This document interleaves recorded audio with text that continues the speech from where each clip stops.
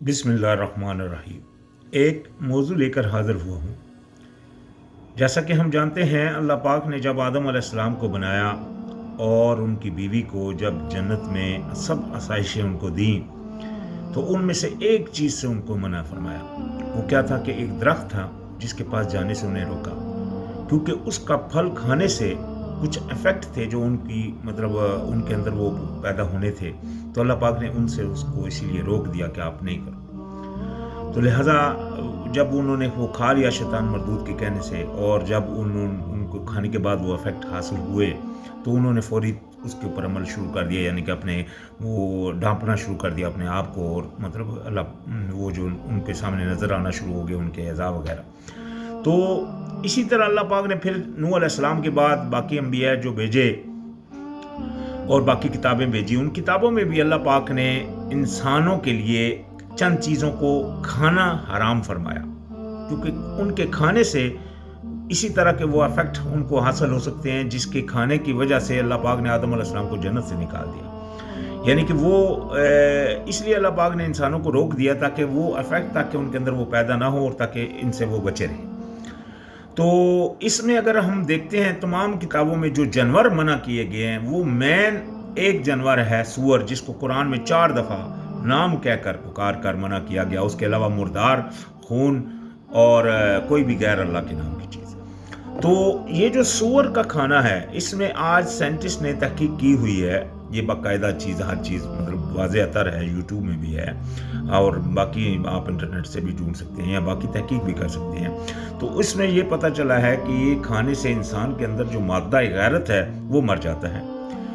غیرت ایک ایسا مادہ ہے کہ جو اگر غیرت ہوگی تب وہ اس کو انسان کو اپنی اور دوسرے کی پہچان ہوگی۔ سب سے بڑی غیرت ہوگی تو اس کو پتہ ہوگا میرا مالک اللہ ہے، میں اس کا غلام پیدا ہوا ہوں، مجھے جو ایک دائرے کے اندر، یعنی کہ میں آزاد پیدا نہیں ہوا ہوں بلکہ میں غلام ہوں اللہ کا، اور اللہ تعالیٰ کا سپاہی بھی ہوں، اور میرے اوپر چند چیزیں اللہ پاک کی طرف سے جو لاگو ہیں وہ میں نے کرنی ہیں، اور جو نہیں لاگو ہے ان کو نہیں کرنا۔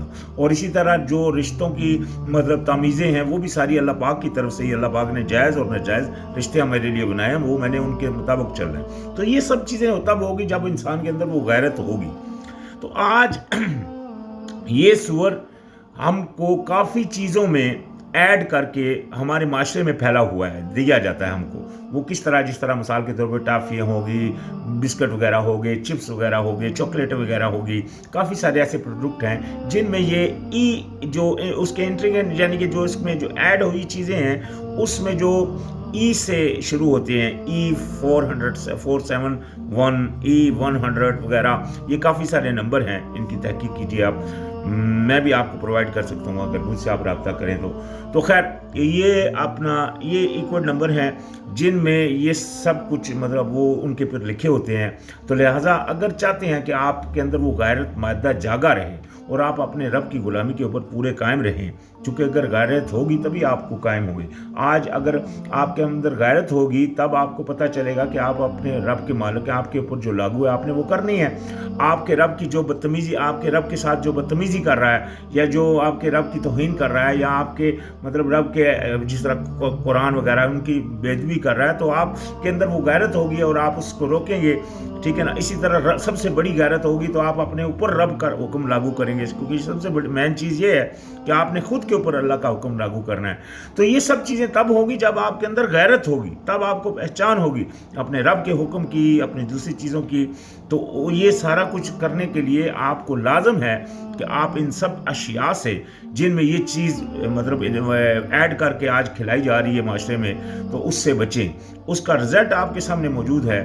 آج اکثریت آپ دیکھ رہے ہیں کہ وہ غیرت جو ہونی چاہیے وہ کس حد تک ہے۔ تو خیر یہ ایک اہم موضوع تھا جو میں نے پہنچانا میرا مقصد تھا۔ اور اللہ پاک نے قرآن میں فرمایا وَمَا قَدَرَ اللَّهُ حَقَّ قَدْرِهِ، اللہ پاک نے فرمایا اللہ کی قدر نہیں کی جس طرح قدر کرنے کا حق ہے۔ یہ کیوں؟ کیونکہ انہوں نے اس چیز کو اہمیت نہیں دی، غیرت ان کے اندر نہیں رہی۔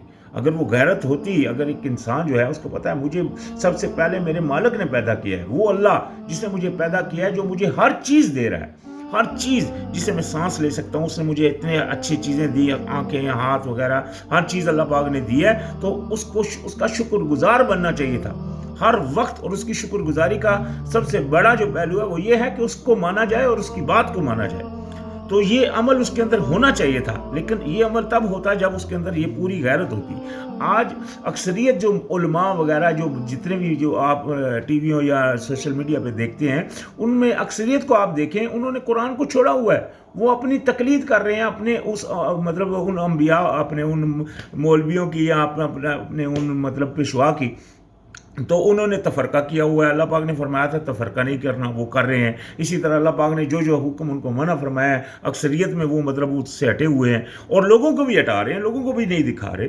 تو یہ یعنی کہ یہ کیوں ہے؟ کیونکہ لازمی بات ہے ان لوگوں نے قدر ہی نہیں کی. وہ مادہ غیرت ان کے اندر سے ختم ہو چکا ہے.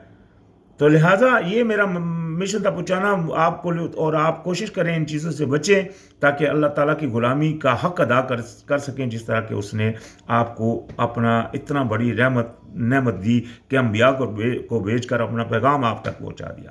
تو ابھی بچنا آپ صاحب کا کام ہے، اور اپنے اوپر اس کو لاگو کرنا آپ صاحب کا کام ہے. تو خیر، یہاں یہ آج کے لیے اتنا کافی. السلام علیکم.